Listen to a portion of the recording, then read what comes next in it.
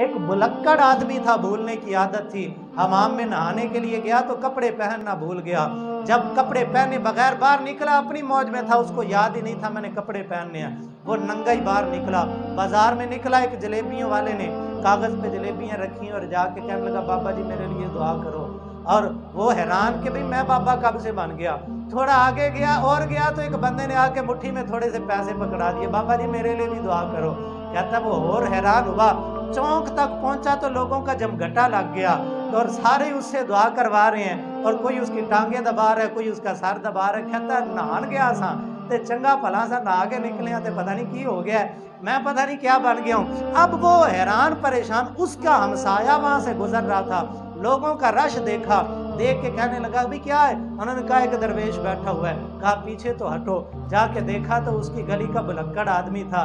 جا کے پوچھا تو بابا کب سے بن گیا؟ اس نے کہا مجھے خود نہیں سمجھ آئی کب بن گیا، ایسے آج کل بن جاتے ہیں، اٹ چکو تے تھلو پیر، جی میں نے آپ ہی نہیں سمجھ آئی کہ تم بابا بن گیا۔ انہوں نے کہا کہ بھئی اب وہ سمجھ گیا، وہ جانتا تھا، وہ اس کو جانتا تھا، وہ اس کو جانتا تھا۔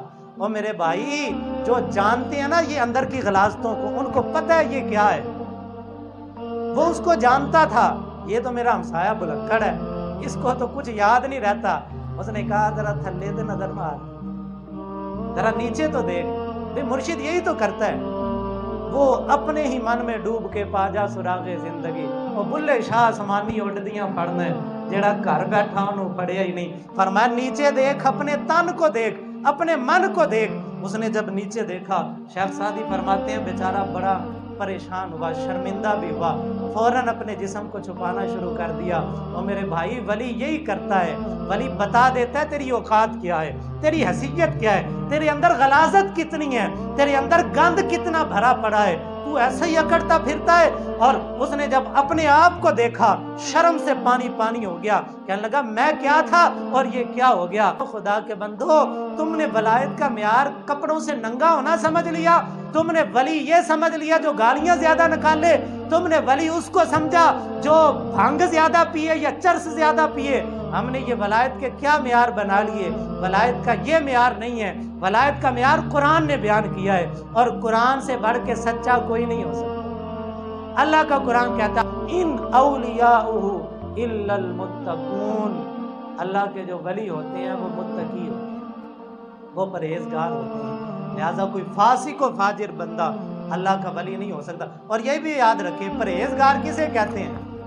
ہم سمجھتے ہیں جو نماز پڑھے، جو روزہ رکھے، جو زکوٰۃ دے، جو حج کرے، جو ہے وہ بڑا نیک صوفی، جو ہے وہ تہجد گزار ہو، وہ پرہیزگار ہے۔ نہیں، یہ پرہیزگار نہیں ہے، نمازی پرہیزگار نہیں ہے، روزے دار پرہیزگار نہیں ہے، حاجی بھی پرہیزگار نہیں ہے۔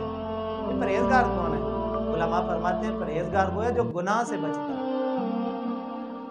نیکی کرنا آسان ہے، گناہ سے بچنا بڑا ڈاڈا کام ہے، یہ بڑا مشکل کام ہے۔ لہذا فاسق فاجر بندہ، گالیاں بکنے والا، شریعت کا باغی، نمازیں چھوڑنے والا بندہ، وہ اللہ کا ولی نہیں ہو سکتا۔ اپنے معیار کو بدلیں، اپنے ذہن کو بدلیں۔